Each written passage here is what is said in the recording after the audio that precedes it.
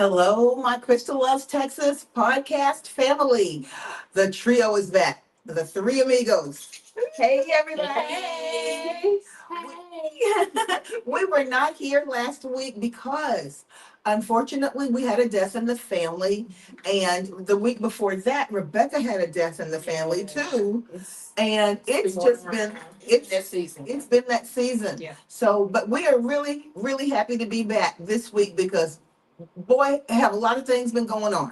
Yes. And Why does it seem like every time we go away, the tsunami of information comes through? everything happens. Yes, yes.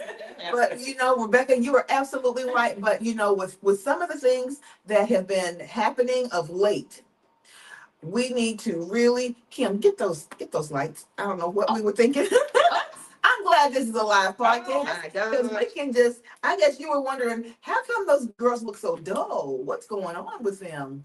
But Are we really doing this during the taping? oh yeah, that's right. Because we're live.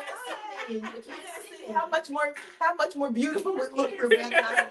Yeah, Kim is out of the shot. I'm out of But the shot. but Rebecca, here's the thing. Since we've been away, the Texas Democrats have responded to the proposed redistricting of Texas literally mid election season. Right. Okay. Because President Trump said, I think if we're going to be safe, we're going to need 5 more districts.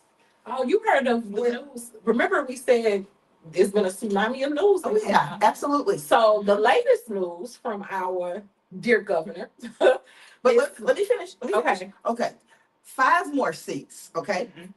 And without even thinking about saying, you know what? We're strong like we are. We feel like we've got the right message, and we're going to let that message stand and let the people decide if our message is the right one, and just standing on, like the kids say, standing on business and letting people vote. And if you're that good and your message is that great, you don't have to worry about it because people are they're gonna drink that Kool-Aid anyway. But that is the message, someone somewhere or the parties thereof are not feeling as confident possibly about the message. What do y'all think about that? Well, I just wanted to say, first of all, that there's, again, as we said on the onset, that there's more news coming out. Yes. And as of yesterday, Mr. Abbott, our dear governor, said that he is now increasing the seats from 5 seats to 8 seats. So the gerrymander expands. Yeah. According to Abbott, the gerrymander expands. I watched the interview, so you didn't have to. So Yes. you didn't have to waste brain cells. I kind of wasted some of mine. Yes. So I watched him on Fox News. Yes, I did. Yes. I did. I watched him on Fox News, and he said that Paxton and Dan Patrick, which is the lieutenant governor and the attorney general, they got together. They looked at the maps, and they see where they can carve out an additional 3 more seats. Now, what does that mean for the collective? If they can get 8 seats out of Texas, that means not a single Democrat will be sitting in the Texas legislature as a representative. That would wipe everybody out. Now, I have a question. Yes. Now, I think that's going to be really difficult, and that is because Harris County, one of the largest counties in the country, absolutely blue. It's not purple, it's blue. There may be little tiny pockets of neighborhoods, like literally individual neighborhoods, that are red in Harris County. Yes. But they're surrounded by a sea of blue. Yes. Now, how they're going to break that up and gerrymander that to where there is not any black representation or minority representation, that's going to be kind of a hard, to me, that's a hard lift. Well, here's this is my perspective on this. Where do we stop and allow fairness, the rule of law, and honor to come back in? To me, I'm going to tell you something. Since I was very, very young, and myself and Rebecca being history teachers, we kind of believe in an idealistic idea of what we're supposed to be, even though we've never reached that. Right. We believe what it's supposed to be. But when anyone comes forward and completely erases any idea of honor being in the Constitution, any idea of fairness, any idea of equity, any idea of trustworthiness, what does that say about our country as a whole, and especially when that's coming from the top? Let me tell you where it stopped. It stopped in 2016. That's where Yeah. it stopped. Okay, so we have to teleport ourselves back to a pre-Trump era in order for that to be the case. Because if we remember back when Biden was in office, he was literally trolled the entire time Yeah. by making it seem that Trump had won this election. Nobody could prove it. He lost every court case. Even the red states that he Even wanted the to. Supreme Yeah. Supreme Court, every Supreme Court justice. I mean, it was unanimous decisions. He could not prove it. But if you tell somebody something long enough, repeat lies long enough, there will be somebody There's a who's going cohort to of people believe it. who will believe it. And that was what we learned. That's what we learned in Nazi Germany. It was called the big lie. And Yeah. that is where intense propaganda got its footing. And we learned about the big lie in Nazi Germany. The years may change, but the storyline stays the same. And then how do we even get to that point? Because Yeah. you know, I'm a historian. Yeah. How do we even get to that point? Yeah. We get to that point simply because people tap into fears. Yes, they tap into They fear. tap into fears. And I will say irrational fears. I don't know if y'all will agree with me. Absolutely. Of course. They Absolutely. tap into irrational fears about what's going to happen to their status Right. where they are. So what do I mean by that? Mhm. I simply mean this. In 2047, dare I say less time than that, this is going to be a majority country. I think it's 2045. Yeah. Okay. And I said less than that because I see that I at the think- in 2029, I see it. And that Absolutely. terrifies a lot of People. So when you have been the majority and everything has been focused on you, geared towards you, actually laws have been made around for your comfort. If we're just going to be clear, your comfort and your family's legacies, that is a scary thought, right? Because, you know, even though, and I go back to the word irrational, even though that is a beautiful thing and a wonderful thing, diversity is something to be celebrated, but everybody don't want to share their portion of the pie, right? Because they've had this portion of the pie, the majority of the portion of the pie, for so long. But here's the reality. But hold on. To privilege, equality looks like loss. Yeah, If something is equal, it is a zero-sum game. that's it. If you have something and I have some, I have to have what you have. I have to take what you have in order for me to have everything. There's no such thing as having divided that Equity, pie. yeah. There's just no such thing as dividing that pie in many of the points of view to the people that Trump panders to. I'm just gonna say it like that. Okay, well I'm gonna play the devil's advocate here. Yeah. We know that in reality, when people are given opportunities to thrive and to reach their pinnacle, people intrinsically create more opportunities for others. Everybody, for everyone. So is the fear in other people having opportunities and creating more, you don't want more to be created? Yes. So that And I'm gonna tell you That that is the fear, yes. again. I'm a historian, and I'm taking a page out of history.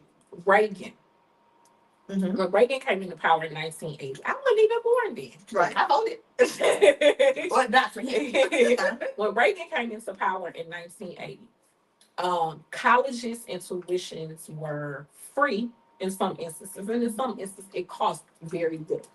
But it was still kind of out of reach for still For some. some, yes. But for the most part, if you lived a middle class existence or upper middle class You existence, didn't have to worry about you it. didn't have to worry about it because college was in the budget. That's right. Mhm. So, Reagan's Secretary of Education, well, he wasn't called the Secretary of Education then, but basically that's what he is. Mhm. Educational Commissioner, that's what they Right. called it then. Mhm. Literally said in a interview in the Los Angeles Times, Yes. and he quoted and said, if we had an educated proletariat, that's poor people, that's Mhm. Proletariat. proletariat, then they'll rise up and we won't have any control or any say in anything. But here's the thing. Hold on. Okay. So when he said that convinced Reagan to go to Congress and say, hey, we need to do something we need to start taxing and we need to start taxing college students. We need to start raising tuition. We have to make it to where colleges start raising their tuition so everybody won't go. Right? Okay. So that happened during the Reagan years, and of course we know about the recessions Yeah. and all of that other stuff. That was one of the biggest reasons for the recession because now, Right. where parents were easily just paying the money for their children to go to college, now they're struggling, And taking out loans. taking out loans, Massive- which added loans. massive debt, debt, Right. Mhm. right? But think about what that underlying viewpoint was. The underlying viewpoint was if we have an educated proletariat, I'm sorry. That's okay. If we have that, they will rise up and we will have no say. Okay. But here's the thing. When people okay, an educated proletariat ceases to be an underclass. That's it, right? That's it. yes, that part. An educated proletariat ceases to be an underclass. Mhm. So they are creating, they are pouring into the economy. So you don't have the poor anymore. Do you think that it's so threatening for some people not to be able to look down on someone? Yes, and let me tell you why. Power An and privilege. educated populace Mm-hmm. ask questions.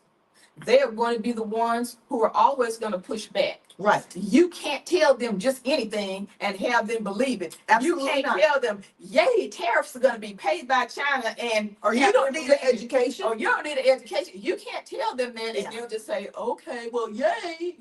You can't tell them that.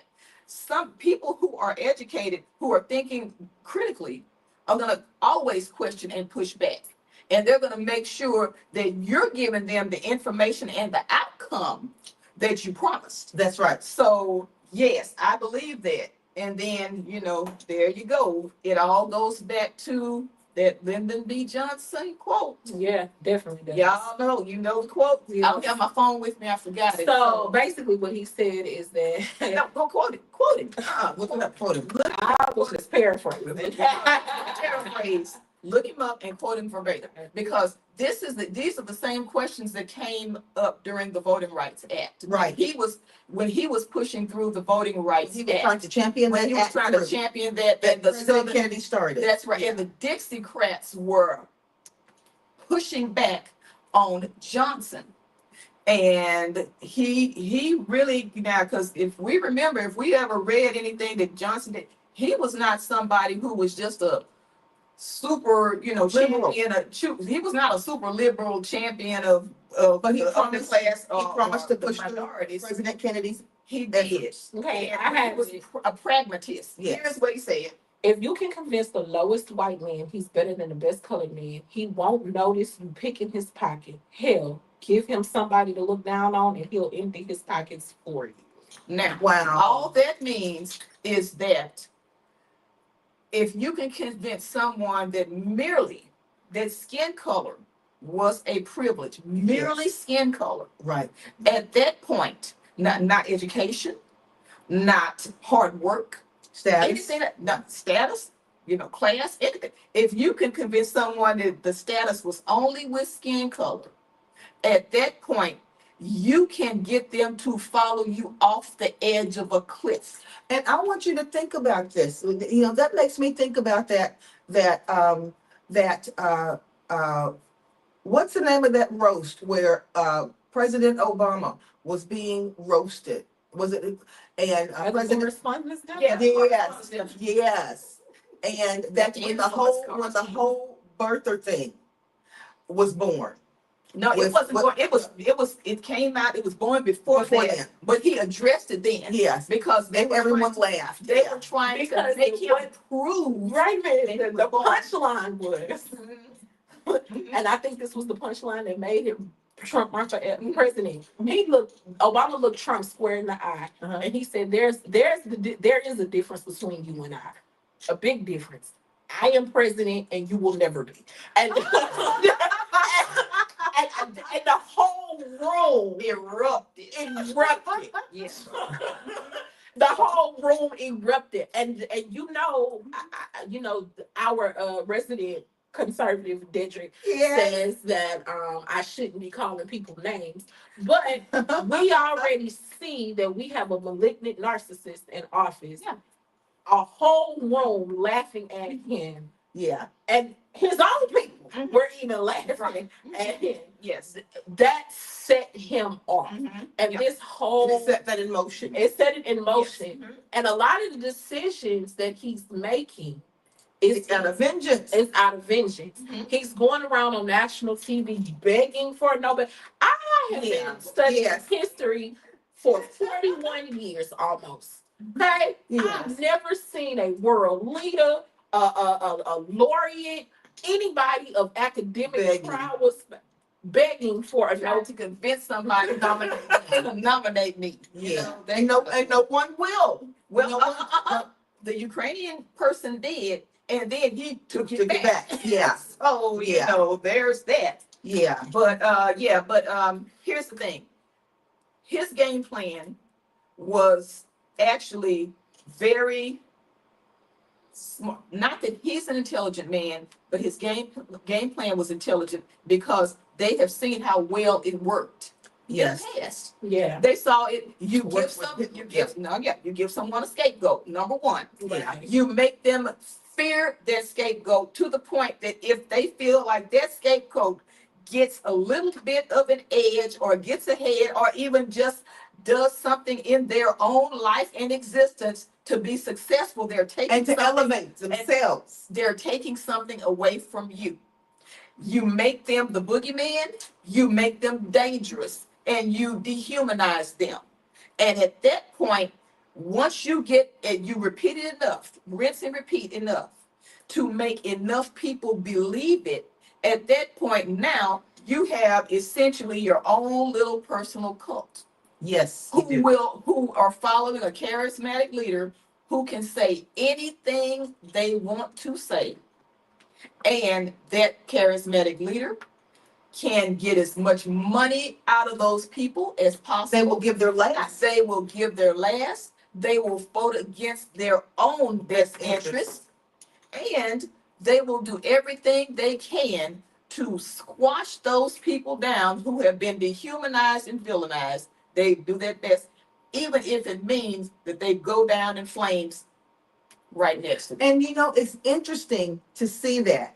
I watch a podcast that comes on, and it's a YouTube podcast, but wow, is it good? It's called Parker Get a Job. Has anybody ever seen Parker Get a Job? Okay. Parker's whole point of being is to interview people who voted for the current president and gets them to defend it. And as they try to defend it, he one by one knocks down each one of those defense points, To embarrass them. That's his whole thing is to embarrass the people who voted for the current president. But here's the thing. I'm not saying that that's funny, but let me tell you what's very, Oh, I think very, it's hilarious. but let me tell you, well, I'll watch it. I laugh. It's called Parker Get a Job. Parker couldn't be but 27 years old, but boy, he is a political a science major, and he is probably one of the And he has, savviest. yes, he has a savviest. master's degree in public policy. Yes, yes. Okay. But he's young. He's very Yes, young. yes. But on each level, he dispels what these people are doing. I mean, what these people are saying, and they end up scratching their heads and trying to figure out, and then calling him an F-bomb or something, and storming off. But on each of the points that they try to make, he dispels it with facts. He dispels it with facts, and to the point where they try to say, "I'm going to come on and fight you," and then which makes it look even worse. Well, that's because if someone, let me just say it like this. I always say this: only the true believer fears God, and Right. by that I mean that if your God is, if I don't believe in your God, I don't care what I say about your God, Right. because it's not going to hurt me one way or the other. That's right. But if you see that I don't believe in your God, what that does is Offends you. it offends you. It makes you angry to the point that you wanna want to fight somebody. Yeah. That's right. So at that point, Parker, he doesn't care He about. laughs. He He laughs. doesn't care about the Parker and guy in Dean. office. He doesn't care. Also, Dean. Yes, Dean. yes. I love Dean. Uh-huh. And he's 20 years old. Mhm. Yale graduate. Well, Mhm. he's in his last year at Yale. Right. And he's economics major, but he has a podcast. Mhm. This is the one that Charlie Kirk refuses to debate. Okay. Okay. He was like, "Oh, but I'm just a 20-year-old kid." And Parker, Dean loves to pull that card. Right. Why are you scared to defend your argument to a 20-year-old kid? Right. So, but Dean also is another one. He cuts them by the thread. Yes. And then he loves to tell people, "I was a Trump supporter too at one time. But I was also 15 years old and didn't understand the world that they was going on." What his parents? Yeah. And that brings up a good point. What's that? Y'all have been hearing, I'm sure, about all this. Why are so many young men, becoming so much more right wing, and why are so many young men But here's what they fail to say: Yeah. the elephant in the room. They're not necessarily young men of color. Right. Okay. Well, now they're trying to say that though. No. Hold on. They're trying to say that. Hold on. After the election, when it's, oh my gosh, all of these people of color are starting to back, Trump. No, it's not that. A few more. They ticked a few more, Right. but the vast majority It's still. Right. is still. Those people are still Democrats, and not because Democrats have been perfect all the time, which No. they have not. No. It is because the ideals and the policies that they stand for Right. resonate with them more so than the policies of Trump and MAGA. So, and that brings us back to what's going on right here in Texas, right? That brings us back to what's going on here in Texas. As you know, special session started today. The second one. special session, and it started today and ended today. Yes. Because they did not have a quorum. Right. Because the Democrats are still out of the state. One of them is coming back tomorrow. Right. So I think now they're getting closer to a quorum because some of them are starting to. But Kim said something. She made a point that a strategist said about the. Well, Kim, was it you that made this point? Maybe not. Maybe I heard this on No, that was me. ABC. What's the point? Okay, this is the point that ABC News made. The Democrats said that they would return on two conditions. The first condition is that California shows the map that they are proposing to redistrict. Okay. And the second point was that let me make sure that it's right. The second point was that the Supreme Court agrees to take up the case. Ooh, Yes. now. That's the only, those are the only 2 points. What? But let me say Oh, yeah, this. yeah. I wanna throw About this, that. yeah, I want to throw this in. It's interesting to me that and somebody make sure you read Candace's opinions, because we for sure want to get her thoughts in here. Mhm. But Got that. but here's the thing. People are not talking about this at all, and I don't know why they are not. As these special sessions are being called, I don't know if people realize the amount that Texas state legislators make. Okay? Texas state legislators, when I ran for state representative, they only made about, not including the stipend, okay, the daily stipend, only about $37,000 a year. Yeah. They're not a state legislature that has that this is their livelihood. Right. So they're going back to be teachers and That's their insurance second brokers job. and insurance brokers Mhm. and store owners and this kind of thing. And soccer moms, they're going back to their lives. When you pull these people out away from their livelihood, I could care less what party they're from. You start to affect their bottom line. Exactly. And when you start to affect their bottom line, how are you going to make your point and continuing to pull them out? If you're a millionaire, you can sit there in that state capitol for the next 365 days, and people can bring you food to eat. Right. But when these single moms or soccer moms or people who are people in the community who have to work, Mhm. and they are doing this because way back when Texas was created, they said that we want to make sure that we get fairness and we get people in here that are here for the right reasons. We're not going to make this a job for them. Right. We're going to make it where they have enough to live on while they get their business done. Mhm. Well, when you keep calling these people back Mhm. like this, regardless of the party, you're affecting their ability to live. And not only that, according to the Texas State Constitution, it is not illegal to break quorum. That's No, right. it's enshrined in the Texas. That's the Yeah. thing. They are trying to go after these Democrats for something that is literally not illegal. Right. So That is- here's the bottom line. The bottom line is why is this happening, right? Right. This is why is this happening, and it's happening because of what is known as redistricting. Okay, so usually redistricting takes place every 10 years. So Right, after the census, so we take the census. We've been doing it for 10 years, forever. And that's in every state.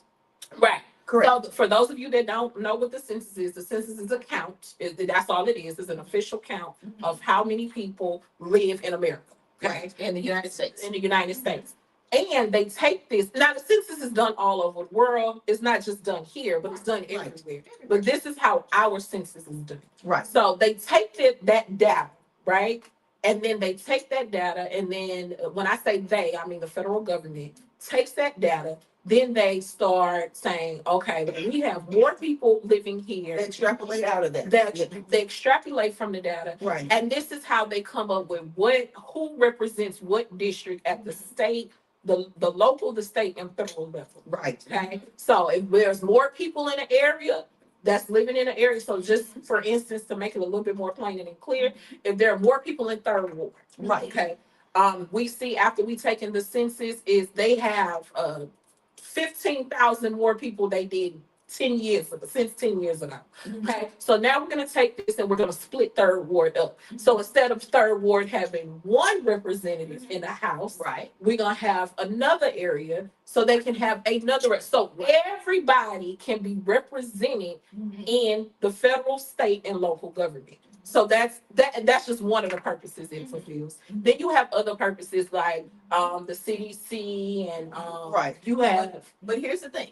Now, with the once they redistrict, then what they tend to find is that population shifts and demographics have made a different dance in that 10 years. right. And this last, when they gerrymander redistrict the last time right after the census, they found that the majority of Texas was Hispanic. That's right. Texas has a Hispanic So that's what I'm saying. majority. So out of this data comes a myriad of things, Yes. right? What is the demographic population? Who lives there? Has there been a demographic shift? Yes. Has there been a gender Right. shift? Yeah. Have there been a family shift? So they look at all of these, and this is how your services are provided Right. from this data. Mhm. This is how this is how new laws come on the books. Education is funded. Education is funded. It's It's laws. advertising. Yeah. All of that. So it's very, very important that they do this. Now, the problem with it happening now, so everybody understands the purpose. Mhm. Now let's move to the problem. And let me stop you for just a second. No one heretofore has had an issue with the way that it's done when it's done in a equitable way that is standard throughout the nation. I'm headed to the problem. Okay. So here's the problem. Yeah. Okay. The problem is we are smack dab in the middle of our 10-year census because the last census was taken in 2020, and some people say Right. that it wasn't done accurately. Yeah, all of a sudden after All of a 5 sudden. years. Right. It wasn't done well, I kind of believe it just who was in office at that time. But there so now the problem is you're redistricting without any accurate numbers. You're cutting out districts, you're wiping away districts, you're merging districts, and you don't have the data To back it up. to back it up. Mhm. So now the problem is coming in. Now you are throwing everything off. And when I say you're throwing everything off, you are making life a little bit harder for people who need services. Well, and not only that, the reason why it was said that Trump wanted this redistricting to happen is because the last time the redistricting was done after the 2020 census Right. was that it was unconstitutional. He said it was unconstitutional and because it was basically giving these minority districts A voice. more of a voice. Right. So now let's get back to Texas being a majority Hispanic state, Right. right? So And then with the Anglo population, it was what 36%, something like that, Right. somewhere in there. 38.6, yeah, 38%. And then Hispanics, and then blacks, 42%. exactly, blacks, and then Asians, and then Right. folks. Now here's the problem. When it was redistricted the last time, when redistricting happened, it was happening so that the number of seats that people who were in the minority had was 66% of the seats. Is that correct? Mhm. Am my numbers correct, Rebecca? Okay, so now you have the minority of people in the state controlling the voice of the majority of people in the state, and therein lies the problem. Right. If the people who actually, if it was set up to where it was distributed equitably, Right. representation, then at that point, who would not be in power? Somebody else to me, who would not be in power? Republicans. Ding, ding, ding. Okay, so that is why this is happening. That in a nutshell is why this is happening. Also, when you look at 2020, that was COVID, right? So voting was done differently, Yes. right? So thanks to Chris Hollis, Christian Renifee, and I found out Warren was in Commissioner Linda Hidalgo. Yes. Hidalgo. They set up a system to where people had access to voting because of what was going on. That had never happened before. Never. So they had drive-through voting. They had 24 hours. 24-hour voting. Yes. People voted that has never voted before because they had access. Right. In that year, Joe Biden won Houston by 97.6% of the vote. Okay. So let me say that again. Joe Biden won Houston by 97.6% of the vote. Joe Biden and his running. Oh, I'm sorry, and Kamala Harris. Excuse me. And it just wasn't happening in Houston. Mhm. I found out too. Dallas duplicated our system. San Antonio duplicated our system once they found out what it was. So now you got all of these big numbers and these Democratic ballots is coming in, and now we got a problem. Yeah, now we have a problem. The problem is that all of a sudden, the voices that were never being heard before because they were essentially squelched for whatever reason, now they're being heard. Now here's an issue. Back when the Supreme Court took the case of Shelby versus Holder, Right. that's when Shelby County in, what was it, Mississippi? Shelby County? I can't remember where it was, but Shelby v. Holder. And they filed a lawsuit. Went to the Supreme Court that they did not want the federal government to be able to review their redistricting lines before they were put into effect. So what does that mean? Okay, so To me, that means that there's something you don't want me to see. yeah, when the Voting Right Act was in full effect, Right, then at that point, because there were southern states that literally from time immemorial right, had issues with having fair lines drawn. The Voting Right Act, for a short period of time, made states have to go in and show the government right. their lines drawn to make sure that people were not being disenfranchised. That's right. Okay, so now when Shelby v. Holder went to the Supreme Court, the Supreme Court said no. You no longer have to show us your lines. You can do essentially whatever you want, as long as it is not for a racial Mm-hmm. outcome, as long as you're not gerrymandering a racial outcome. Right. If you're gerrymandering a political outcome, it's just fine.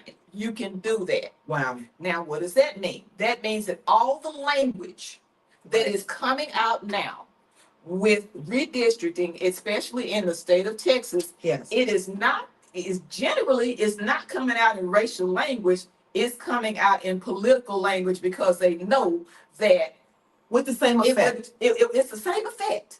But they know that it won't pass muster now with the Supreme Court because Supreme Court has essentially, with that one ruling, gutted the Voting Rights Act. So now this is why all this is happening. Right.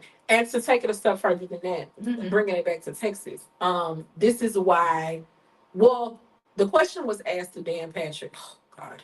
The question was asked to him, why are you doing this? Right? What is the Mhm. purpose? Mhm. You know, they don't have to lie anymore. They don't have to cover it They don't up with have to lie. jargon. They're just saying what it is. Mhm. And you know what his answer was? Because we can. Yeah. That was his answer. Mhm. That's been his answer all along. Because we can. We owe nobody. This was the second part of it. We owe nobody an explanation of what we do and why we do in our state. Mhm. Why is that being said? Well, because now the way our president is going to Congress and saying that everything needs to be returned back to the states, right? So if I put everything under states' rights, which little by little is going there. If I put everything under states' rights, that means that the federal government does not have to question or step in, right? Yes. So what is that doing? First of all, that's undermining federalism because if the definition of federalism is the separation of, the shared powers, shared powers between the state and the national government. Right. So that's undercutting that, right? Because now the federal government is saying, no, that's a federal law, and your federal law always trumps, no pun intended. Right. The Right. federal law State always law. trumps state law.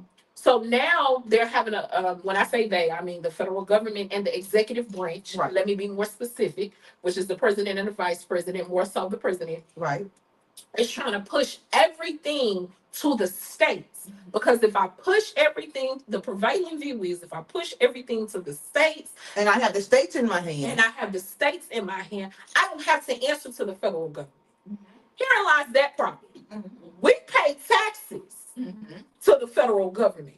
So it's essentially no taxation without representation. Right. Because Yes. I pay taxes to the state. I'm sorry, I The pay federal government. I pay taxes to the federal government, but you're not abiding by federal government standards because everything is brought back to the states. So now you have this big fight between red states and blue states, right? Because blue states they march to one drum, and then red states march to another drum. So now we have a situation where our civilization or our country is more so terms going back to Civil War day eras, right? Because now you have a group of states that's marching to one drum, and you have another set of states that's marching to another drum. Oh, and that if that is the case, how does that wrap up into what we need to do, Rebecca? Okay, but hang on one second. All right. I want somebody to lay this on the table because Okay. before we started, Uh-huh. it may have been Rebecca and I talking about. I'm sorry, my allergies are kicking in, and Always. Okay. Always. Go ahead. You okay? I'm Okay. sorry. Yes, and I did so good at school today. She did. I was so good at school today. Not that I would know. I didn't. You ain't girl about the water. Go ahead. But anyway, we have Democratic governors who have said, if this doesn't stop, we are beginning to fight fire with fire. Yes. And I want you all, since my allergies are kicking in, tell me some of the ways that those Democratic governors have suggested to fight that fire. Well, they also decided to redistrict. Okay. Now, again, I did say there's a difference between how blue states handle it and how red states handle it. In Texas, and I'm just use this one example because we live here. In Texas, we don't have an independent commission Right. handling redistricting. Mhm. It's up to the legislators. Yes. Okay. So you take that how you want it. Okay. But in California and New York specifically, they have independent committees that handle redistricting. Yes. Right. Right? So the legislators' hands are not on it. So Right. once redistricting is being proposed, then the voters vote on it. The Right. legislator don't have a say, they just follow suit. Mhm. Now what Newsom in California is doing and what Holcomb in New York is saying Yeah. is forget all this. Mm-hmm. We gonna put it into our legislation. Mhm. Well, what's the problem? You have more Democrats representing those states than you do Republicans. Yes, and one thing that in California, after all this came about, Mhm. with Newsom saying, "Okay, I'm going to redistrict and redraw these lines," you know what would happen? There are, I think it was 5 California Republicans that would literally be drawn out of their Not, districts. not five. Not 6, It's 9. 9. Okay, so 9. So now there we go. So right now it is, if this goes, all this goes through like it does, and now Democrats are getting a little bit more of a backbone. Thank you very Yes, much. yeah, finally, That means that now you got a race to the bottom. right. There are certain states that do not have enough inhabitants to just redistrict and just add a whole bunch of seats. You're not Right. gonna have like a Like your Wyoming, Wyoming, you know, North and and South they Dakota. can't just Yeah. go in and say, I'm gonna redistrict and I'm gonna add 10 seats. You can't do it. It Right. has to go by a state's The population. population. That's right. And that means the most populous states in the country Are gonna be an advantage. that's right, and they are blue states. Right. But here's the thing though. Mhm. Well, actually, no. Red states. Let me tell you why. Not the Because, most populous. yeah, I'm gonna give you them Okay, states. all right. Texas being one of them, of course. Of course, yeah. Florida, Florida. Ohio, Mhm. Missouri. Mhm. Tennessee is already done. I mean, they Mhm. 9 Democrats. Okay, now. but you have to, but you have But to. here's the thing, You have to. when you, Oh, in Indiana, Okay. they have a large in Iowa. So you have 8 states okay, that have the population to do so. I Okay. looked it up. But you named some states there. You named a couple of states, Mhm. just like you said about Nebraska 2 weeks ago. Okay, Mhm. no one saw that coming. Right. Okay, but you named some states that just within the past 6 months, because of the climate of what has happened in the White House and the kinds of things that have gone down to affect the people in those states who voted a certain way, who never thought things would go down like that. Right. You got something that is very, very different that may happen at that midterm. well, and Right. but not only that, you have states like New York and California, that are huge population centers, both of them. And the other states that you name, they might be able to add what, 2 more seats or something like that if they redistrict. Yeah. But Ohio has enough to add 5 more. okay, but in other words, so that means that theoretically, New York and California and the other states could add a whole lot more. But here's the seats. difference though. Okay. It's the timing though. Yeah. Right? Yeah. Here's the timing. Yeah. The red states can do it like that because they control the majority Right. in their state. And the blue states trying to be fair. Right. But not even just trying to be fair, because the way their system is set up, Uh-huh. they can't. Newsom can do it. I think he has leeway. Yeah. I don't think Holcomb has leeway Mhm. from what she's been saying. She Okay. doesn't have the leeway Yeah. to Uh-huh. do it in time. In She time, can yeah. get it done, Mhm. but not in time. Right. Newsom can. He Mhm. has a little leeway. So I was listening to a Democratic strategist, Mhm. and he said, going back to the zero-sum game, right? Yeah. He said that when it comes down between and he works for the DNC, Mhm. he said when it comes down to the fight, as the redistricting fight, the Republicans got it hands down. Just with those 8 states that I named, Okay. including Texas, Mhm. that'll wipe out power for the Democrats in the South. Mhm. But here's where New York and California and the blue states Can pick up slack. can pick up slack. Not even pick up slack, crush the whole thing. Okay. That was how. Because the blue states pay the majority of the federal taxes. That's what I wanted you to get to. Mhm. The blue states pay the majority of the federal taxes. The red states are literally being fed by the blue states. Yes. So if That's the true. blue states start saying, okay, Hold. we're done, you're not getting a dime an hour money. All of the red states, with the exception of Texas. Texas is the only one that can stand alone. No, not even Florida. Not even Florida. Texas is the only red state that can stand alone. Okay. It'll be a Great Depression. You look at Alabama, Everybody loses. Yeah. Everybody loses. except Texas. Yeah. And I have to keep saying But the thing about it is, because when everybody Texas does not depend on, they depend on federal dollars, but they don't depend on, because we're an oil and gas state. Now we're a tech state with Elon Musk moving his company here and Jeff Bezos. But we're not autonomous. We still have to function within that body. Right. But what I'm saying is we don't need blue states' money to survive. But if That's the what blue I'm states pull, this is what I'm saying. If the blue states pull that federal funding, no matter what, Texas can survive on its own, but it cannot. It's not an island. It's got to be able to function within that.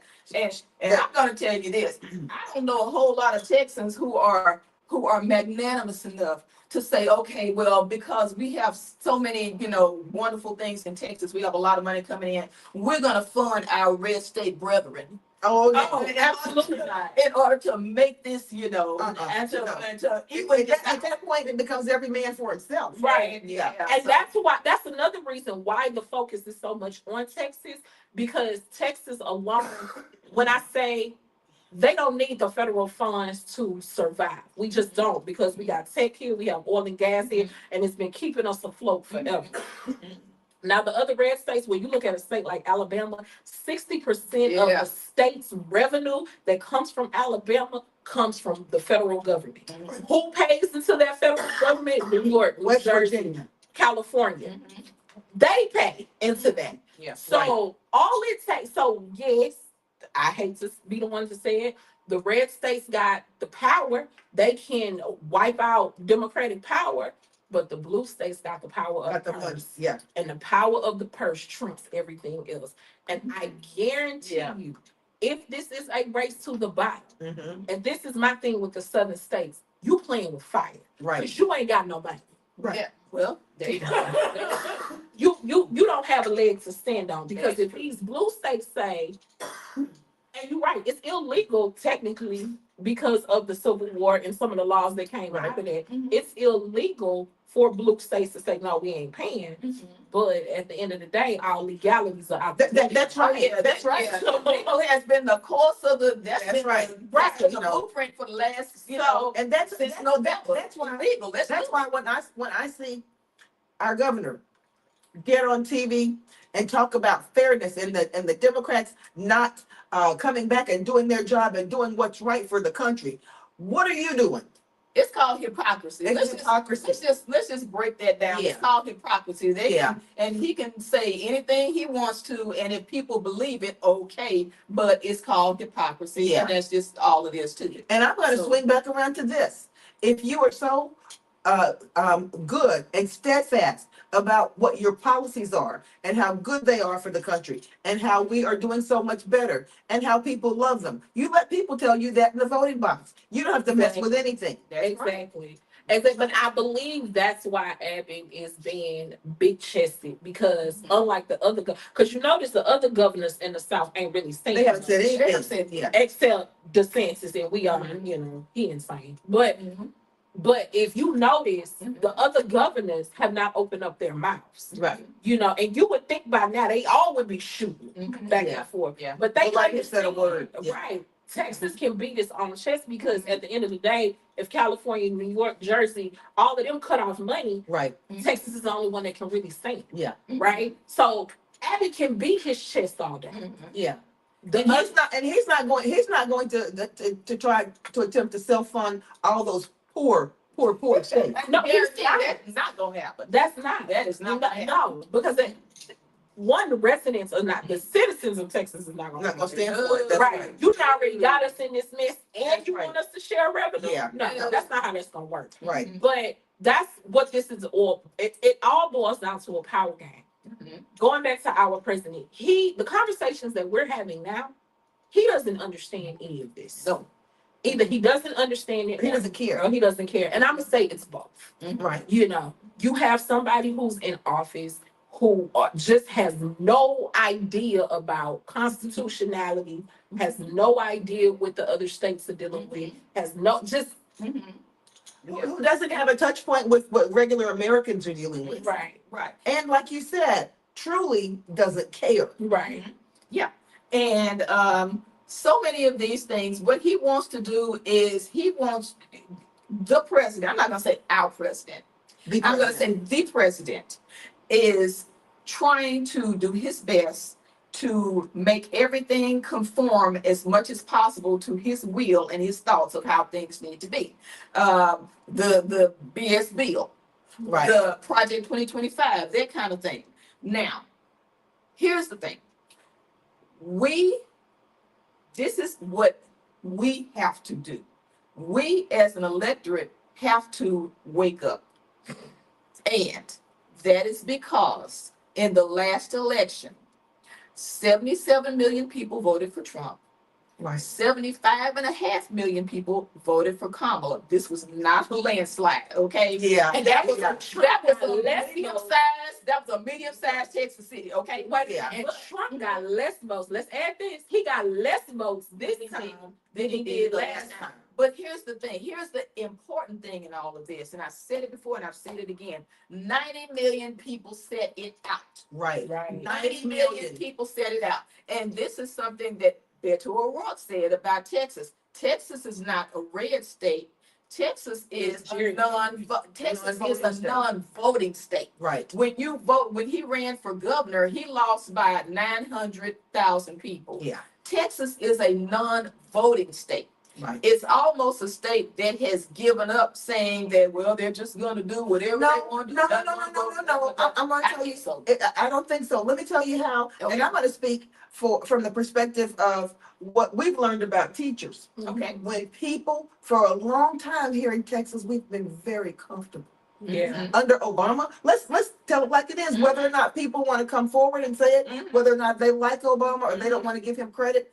Okay, it was a comfortable place to be. And Everybody went there, people got insurance. Yeah, people were doing well. The economy was well. Gangbusters. The people had jobs. The joblessness rate was way down. Mhm. When people are comfortable, they're not paying attention to what's going on. Right. And when people are not paying attention, those people who are grafty, who are seething in the back behind the shadows, are just planning and plotting how they can come in and snatch something when you're not looking. We weren't looking. You know what, Crystal? You're generous. You're very generous, and you always see the glasses half full. All right. I don't. Okay, how you see it, Rebecca? And then we are gonna get to Candace's comment, because Yeah, we want to okay. talk about that. Yeah. I don't. Mhm. I will die on this hill, and you're gonna hear me say this forever. Mhm. America, Texans, Houstonians, everybody. We have an anti-intellectual problem. What do I mean by that? I mean, we are a nation. First of all, you the studies and statistics are out. 67% of this country reads at a fourth grade level, and 73% of this country thinks at a sixth grade level. You don't believe me? Google it. I promise you, you're gonna see it there. So what does that tell me? We don't research, we don't seek nothing out. We can't ask questions because you don't even have a cursory understanding to even ask questions. So we're in a place where people tell us whatever we want to hear and we believe it. But Rebecca, you're making my point. You're literally making my point, which is when we're comfortable, we don't seek, we don't see it. We're not looking for it. Everything is seen through rose-colored glasses. Mhm. But that wolf or that snake or that python is coming up behind us. Because, and I figured that out in the last election, when these people, and me and you, we laugh Yeah. about it all the time, but it's really not funny when you think about it. Mhm. When people said that they were voting for Trump because he gave out stimulus checks. Wow. Every time I was in a position where I was around a lot of young men, and you'd be surprised the number of young men of color who said that. And I had to come back, Did not have a higher education. and I had to come back and say, you mean the Inflation Reduction Act that was under Biden and Harris, and that wasn't even under the Inflation Reduction Act, that was actually under the COVID Act. I can't think of the name of it right now. But and then you had, and scratch all of that, It was that you had Congress, who you had a Democratic Congress, you had Democratic rubber stamped it, and because money does not come out of the executive branch. okay, but here's the thing. Money comes out of Congress. Here's the thing. Nobody is looking at all of that. They don't Only want to thing see is- it. Let me tell you what they saw. They saw a check come in the mail, and whose name did it have on the check? And we all know this because And he held the checks up. for the first time in history, He wanted to sign the check. the first time in history, the name of a president was on the stimulus checks, Right. not the name of the who was Treasurer. it? The treasurer, the Department of the Treasury. Yeah. It was the president. And for people who do not think, I mean, any further than right here, all they saw was Donald Trump on a check, which meant that Trump gave me money. See, anti-intellectual, that's absolutely true. Nobody looked any further than that. For these people who drank that Kool-Aid. But no, Nobody looked but any further than that. you said yourself, you said forget all that Trump's name is on the check. But the division of powers and who does what, you learn that in the fourth grade. But hold on. And you learned He was again in the 8th grade. Like, But he was the one who could put his name on the check. It wasn't Congress. Congress allocated it. right. But as far as whose name went on the check in the printing, he had the power Right. to do that. Congress approves money. No money comes out of no money comes out of that treasury, the United States Treasury, The Congress does not approve. until the Congress approves All it. right, and let's be clear. Could you have named? You could, but your average Joe on the street couldn't name one person in Congress. You couldn't name one person in Congress, but they knew who Trump was, and they saw a check. They saw Trump, and so in their mind, they said Trump gave me money. And I'm just Right. talking about Yeah, how people think. That's how they do I'm it. not talking about And you're right. how it Because makes sense. I had a conversation with a gentleman, and we don't get to Candace, I promise. I had a conversation with a gentleman. He said, well, Trump cut taxes for me. I said, I'm sorry, do you make 300? I said, and I know I'm not gonna say his job, Right. but I was like, when did y'all start making $400,000 a year? Right. Mhm. Right. Because What Trump cut was the capital gains tax Mhm. for the wealthy. Wealthy. And you had to make $400,000 a year Or more. or more for that. Right. So how did Trump cut taxes for Well, you? I know where you were. What? So it's just like, how did Trump cut taxes for you? They're listening to the rhetoric. Yes. They're listening to the And I rhetoric. might have been talking to that same dude when somebody told me, yeah, well, Trump cut my taxes and I didn't have to pay this on this. And I say, well, you know what? You might be part of the 1%. I'm not part of the 1%. I'm part of the 99%. And when people said, oh, you're going to get more in your tax refund. Now, number one, if you get a tax refund, that means you are probably not in I know you're not in the 1%. Exactly. Yeah. Okay. So if you got a tax refund, the average additional money in a tax refund was $46. Yeah. Okay. So when people say, oh, we got more than tax refund, you wasn't getting no extra, you wasn't getting what Jeff Bezos is getting. You got an extra $46 in a tax refund now. If that extra $46 was enough to make you look at everything else that he That's was being doing done around and you. said, I don't care about this, I got my $46, well then we know what your soul is worth. When people say, what is the price? So how much does it cost to sell your soul? If it's There it is. $46, there it And is. that's okay. Before we go off, ladies, before we go off, I'm gonna let you make that last point. I want to speak to what Candace said, Okay. and then I want us to touch really quickly on what's been going on in Washington D.C. within the last week. Okay. Okay, let me Federal go troops, ahead. Let me go ahead and get Candace right quick. What did Okay. Candace say? Candace said, what's not being discussed is how this affects small business. People have to know why they need to be a part of the conversation. Okay, I'm gonna throw something in there for small business that I have an intimate knowledge of that's been in the Yes. headlines this week, and that is tariffs. Right. Now, we have the president who is touting this. We have 300 extra billion dollars in tariffs coming in. Yay, tariffs. But what he is not telling you, and what no one in that White House or in that Say it. administration will tell you, is that tariffs are not paid by exporting countries. China is not paying You're not tariffs. chopping China's head off. Brazil is not paying tariffs. What are India- tariffs? No, India, they're not paying Pakistan. tariffs. Yeah. They are not paying tariffs. Right. Tariffs come. Mexico is not. That's The right. money comes when those goods come into an importing country, the United States. Small importers have to pay money.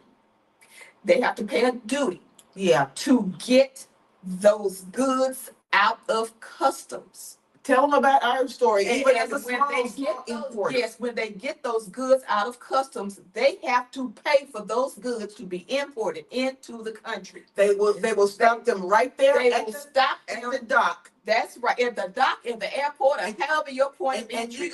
you got to go and scratch up that money, Whatever your however you money- got to do it You to can't, get your goods. you can't pay it by check. Nope. You can't pay it by credit card. You It gotta is wire it. wired Wire to the transfer. federal government, or wire transfer, and until that money hits the federal government bank account, You you can't have cannot get your goods. Tell, If you tell a refuse, quick story. yes, if you refuse to pay, you don't get your goods. When we were importers, we imported leather jackets from Pakistan. We imported fabric from South Korea Right. at that time. Right. We imported shirts from Mexico. We imported, and those were finished goods. Right. And we imported finished goods From Canada. from Canada. Right. Now, at that time, Canada and Mexico were part of NAFTA, NAFTA. North American Free Trade Agreement. Yeah. Because we're all in North America, that means we did not Tariff-free. pay any tariff. We Yeah. paid no tariffs on anything. So we tried to source Things- goods from those neighboring countries. Exactly. Now, if we went outside of the countries, outside of North America, we wanted to make sure that whatever the tariffs were low enough. We didn't really know this at the time, but the prices that we were getting were low enough to where those countries included all of those, to where we would not have a big amount to pay, as So far I'm as gonna- customs. Hold on, wait a Okay, minute. go let me ahead. finish. Come on, Bill. Now, when we had fabric come in from Korea. It was a Great prices. small, great Great price. prices. Oh, It it was was so beautiful good. fabric. It was Yes. so good. And the Korean folks said, well, yeah, there's a tariff on it, so you're gonna have to pay that. But look at these great prices. And we were like, yes, we bought them. Yep. Okay. So when we went and those things were coming in, we got a bill of, it was at least in the high four figures. Yes. Okay. And we were like, what in the Oh heck my is this? gosh, what are we gonna Went do? to the airport. What are we gonna do? And they had all our fabric in boxes. And we could not do a thing until we paid that. We had to get a loan Yes. in order to pay that money. Yeah. In order to get our things out of customs So that and we can therefore sell it to the manufacture our goods. manufacturing. All that to say that these small importers in Walmart, they can front load. They bought a whole bunch of stuff in the summer when the prices were low. They're But gonna even sell it on Walmart Christmas. saying, even They're gonna Walmart pass it on saying, to customers. Mhm. Right. Go ahead. But small importers are the ones who are gonna be broken. Small businesses will be broken Right. because all of that money that they have to pay, they're either gonna pass it on to the consumer and make the prices So high. extraordinarily high, much higher than you even thought it was gonna be able to bear. It's not Or it's not they gonna be will feasible go out for of business. consumers. Yeah. Now, at the end of the day, what do you think they're gonna do? Do you Yeah. think they're gonna eat that and go out of business, or you think they're gonna pass them along to you? They will pass them along to you. Now, And- that's just one of the ways that small business is gonna, and a lot of small businesses are gonna be affected that you don't even realize are importing goods from out of the country. Right. All right? also, just along with that, I don't have any experience with that, so that's why I quiet. But which I think Trump should do the same. But this is why you have, now I can't speak to this. This is why you have all of these countries racing to make these deals that he's talking about, because they know that their people are not going to have to pay it. Yes. Yes. Right? That's it. Yeah. They know. That's So it. when you hear it on the news and these headlines, Japan was on making the deal, and Yeah. Vietnam, We're gonna make these deals. right? India, Vietnam and Pakistan. India and Pakistan and the EU, when they all rushing to make these deals, they know and understand better than the. They know and understand that their people are not coming off of it. I have to keep telling people. I don't have the experience of that, Uh-huh. but I do have a cursory understanding of it. Tariffs is a tax. Yes. Tariffs is a tax. Mhm. Let's say it again. Tariffs is a tax. And it's a tax that you are The going to consumer. pay. The consumer is going to pay. Small business will pay and pass along to the consumer. In a nutshell, small businesses pay it, small importers pay it, they pass along to the And consumer. let's be That's realistic. the case. Let's be realistic. Small businesses pay it, but at the detriment of what? Many of those small businesses will not survive this. That's what I'm saying. Yeah. If those businesses have to pay it, they have one of two choices. Either they're Raise going those to, prices so either high. they're gonna go out of business, Yeah. or they're gonna pass it along to a consumer, Right. to us as a consumer in mass. All 350 million of us are gonna we're gonna have much higher prices to pay. Right. So when Trump is touting all these billions of dollars that are coming in through tariffs, trust me, It's coming out of your pocket. you look in your own pocket. That's Right. where it is Oh, coming out of. and let's not forget the promise that he's skirting around for Americans. That's Mhm. he's saying, with all of this extra money we have coming in, we may just send checks Because of the tariffs, right? We may send you $3,000. We may send you 2,000. Well, We may send every family $4,000 or $5,000. yeah, so what we're gonna do is we're gonna charge, get this money clawed from our small businesses who gonna pass along the prices to you in higher prices. And then what we're gonna do with the money we've collected from small businesses, we're gonna go in and give you a check to pay you, I guess, back for what you have, A little bit back, maybe a little tiny percentage. yeah. Throw you a crumb. Yeah, it ain't gonna be, and trust me on this, it ain't gonna even be like that. And then that still has to get approved by Congress. Yeah. Because he can't skirt around them And- to give them anything. And understand, if that happens, trust me, inflation is not gonna be going down anytime soon. No. All these have and it's gonna Small be, businesses it's gonna will crash. That's right. If small businesses crash, that's gonna drive us into a recession. And that's what's gonna happen. and understand when you get these quote unquote checks back, which don't hold your breath. I'm just saying. I don't. You know, Don't if you think you gonna get these checks back, did we learn nothing from COVID? What happened when we got all these stimulus checks?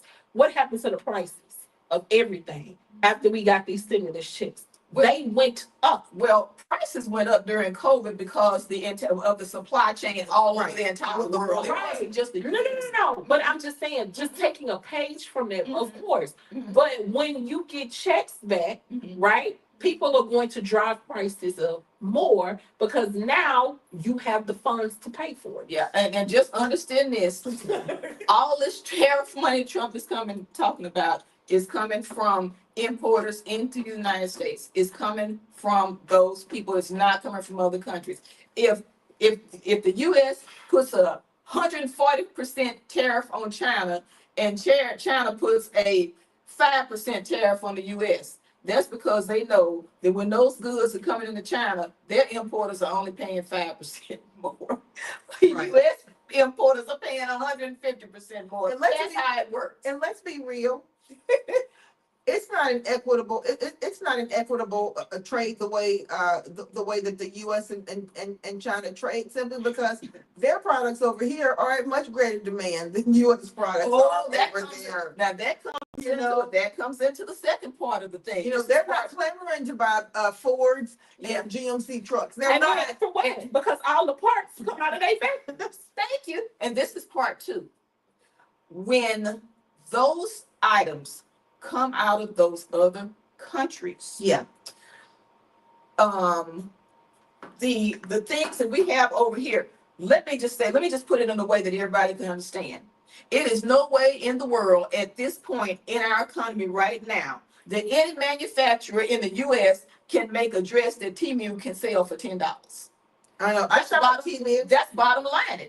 They That's can't, right. they They can't can't. make a product They that can't. Amazon is selling for $2. They or can't. $5. Uh-uh. We cannot make it here. We would have to go backwards 100 years. We would, And then that was we a would way, not make it here. and let's dispel this lie too, because this is another lie Yeah. that's coming. All this manufacturing with that kind of stuff ain't coming back to the US. Right, that's the lie that's being told. Right. Yeah. And this is why the trade unions, which I could never understand for the life of me. Why? This is why the unions, not the teachers unions and stuff like that, but the trade unions, the manufacturing unions, I don't understand how they got behind Trump the way that they did. The Teamsters, that's who I'm referring to. Because they were thinking that for some reason all this manufacturing was going to be coming back to the US. No. Here's what I want people to understand. Yeah. When people think manufacturing, they think cars. Yeah, They that's think what heavy they think. equipment.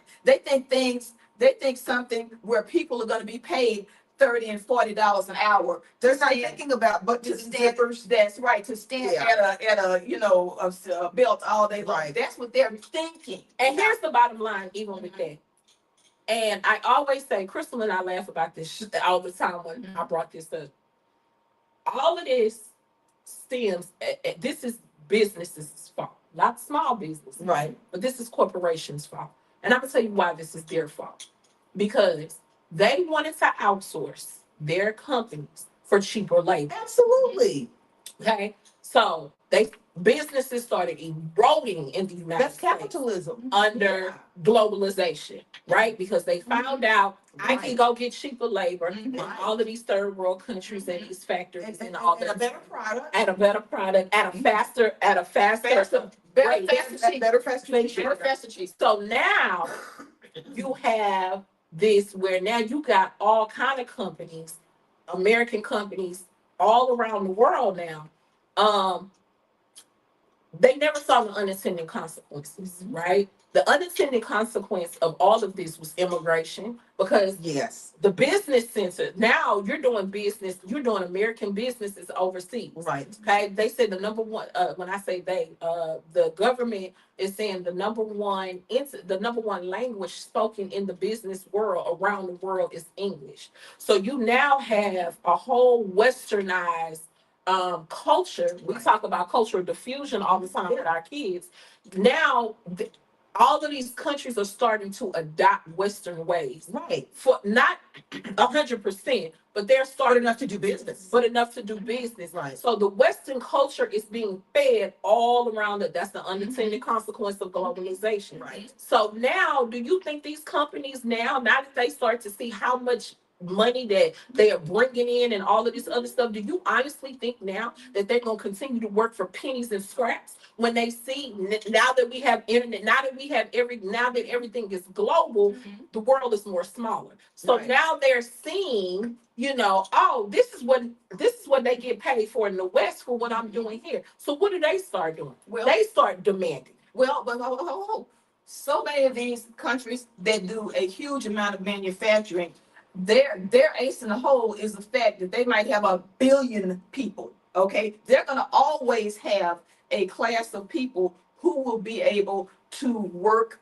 for the lower wages. Right. They will Absolutely. always have that. America does not Have have that. that same And I kind of agree. class of people Right. who are gonna work for those lower wages. And I agree with that. But now, what are the new problems that are being added to Oh, music? it's a whole. And I'm not even saying problems. I'm saying it's what the government feels is problems. The immigration, Right. That's right. the students from around the world wanting to come here to get educated. Yeah, And all of these things have contributed because of globalization. That's right. My point is, you're angry now Yes. and you're mad for a system that you set created. up. Yeah. well, You that's created how it works. this. That's how it works. And hold on, let's not forget the pledges of all the manufacturing pledges that all of these countries are making. Well, so and so has pledged this amount of money. Yeah. They pledged this Yeah. amount to come in. They pledged to come in and build Yeah. all these factories in 4 years. In 4 years. Right. Okay, so now we've been that's so that that's pledge. In 4 years. Hold Yeah. on. That pledge that someone has made to come in and build a factory and basically undercut themselves and take money out of their own pockets Mhm. because they could have made whatever Yes. widget they're making better, faster, cheaper somewhere else. They pledged it to this man, to this president who has no clue about economics 101. Right. Their pledge is about good as his pledge he made to his wives to be faithful. I'm gonna leave it there. Yeah. Right. So now you got the companies, now you got heads of state like China who's saying we can go tier for tier. Because, and a lot of people don't like to hear this, but I have to Right. say it, China is 15 years ahead of the United States in just about everything. Yes, Okay? yes. Just about they're Yes. 15 years ahead of us. Right. Yes. So you have somebody like Xi Jinping who is not moved in the least bit No. about, They just wait it out. They're just gonna wait it out. right. Yeah. And they'll still be in a good place. And while because we're not their only source. Well, of we're income. trying to take the country back to the 1950s and drill, baby, drill. They are Moving pushing ahead. solar panels. They are pushing electric vehicles. They're selling them to the vast majority of everyone else. Manufactured housing. Yes. Of everyone else in the world, while we're still looking right here inwardly, like we're building a wall around ourselves and saying, hey, we're gonna bring back coal. You know what? One of the It's ambassadors, from China, I saw an interview with her. I know we're gonna wrap this up. I saw an interview with her on 60 Minutes, and you know what she said? She said one thing about America that amazed me is you guys still have power lines. I know. Nobody else has She power. said Yeah. I haven't seen. Only third world countries. Yeah. She said I haven't seen a power line. Oh gosh, since '95. Like this. Yeah. Yeah. This is what I'm saying. Yeah. They're They have so technological- far. Other countries have very inexpensive solar panels that they can put on the outside of their individual apartment units. Right. They have inexpensive things like that. Yeah. Whereas with us, we don't, because we are not pushing and are encouraging Development. the development of clean energy And and our technology. new technologies. We're still having things that are from back in the 50s, 50s. 40s, And 30s. 90s. Yeah. Like I said, next we're gonna be saying we're gonna really get those horses and buggies back out, and we're gonna clog hop, baby, clog hop. I don't know what we're gonna, I mean, Rebecca and Kim, mhm, you know what I'm about to say. I know. We You can stay on know our what I'm about to soapboxes say. all day long. And we don't want to do that because We're not. when we come back next week, one of our resident conservatives Possibly two. and possibly two, are going to come on, and we are going to put their little feet to the fire and ask them about some of these policies and see if they can defend them. By that time, I'll have the rest of the big BS bill. I have read the rest of it. I've read half of it to my own detriment. Yes, Now you see how I felt when I read When I- Project 22. When I felt like I wanted to just fall asleep and snore. But Oh, but no, Project 2025, that was too but intense. to follow. but Kim and Rebecca, listen. Today, we just peel back the first layer. I know that. Mhm. There is so much. You know, we didn't have during President Biden's term in office, we didn't have hardly any I want to say turmoil and confusion and all kinds of. Presidency was boring, how it was supposed to be. Oh my Yes. gosh, You everything can take a deep breath. Yes, you could. But that's not the case anymore. And I'm going to tell you, I want things to be calm again. I want to have an America whereby we look up to the presidency, because that is what honor, that is what goodness, that is what faithfulness and truth are supposed to embody. And as a history teacher, these are the kinds of things that when you tell a kid one day you can be president, think about telling somebody that now. Think about what you're saying. We If need you're to stop saying that now. We need to stop telling our children Oh they my can grow up to gosh. be anything they want to be. And I'm gonna tell you why I say that. Because this is why we're in the mess now. No, No. We I have to simply say, No. no, just like in history, what we tell our kids, when there are mistakes in history, you take the steps necessary to correct those mistakes, to learn from them and go forward. Kim and Rebecca, with that in mind, like we say every week, and we will be back every week, and we might even have why have we not told Candace to come on here? Candace, We need Candace in here. Candace, we need your help. Oh, yeah. We And gonna have a whole yeah, and political round table. Jeff the tax lady. Come on, Candace, come on. But yeah, and we may be in the big boardroom the next time, because we need to really have some thoughts and some ideas coming forth here. And if nothing else, I think that as we all come to the table, what one commonality that we're going to come to is that, wow, in this next election that's coming up, if 90% of the people don't get off their butts and vote, then you get what's coming to you. Are we You gonna get be what's able coming to to you. vote? Yes. Okay. Oh, yes. We Oh, gonna be able yes. to vote? Oh, yes. Stop. Hold on. The people who have been sleeping.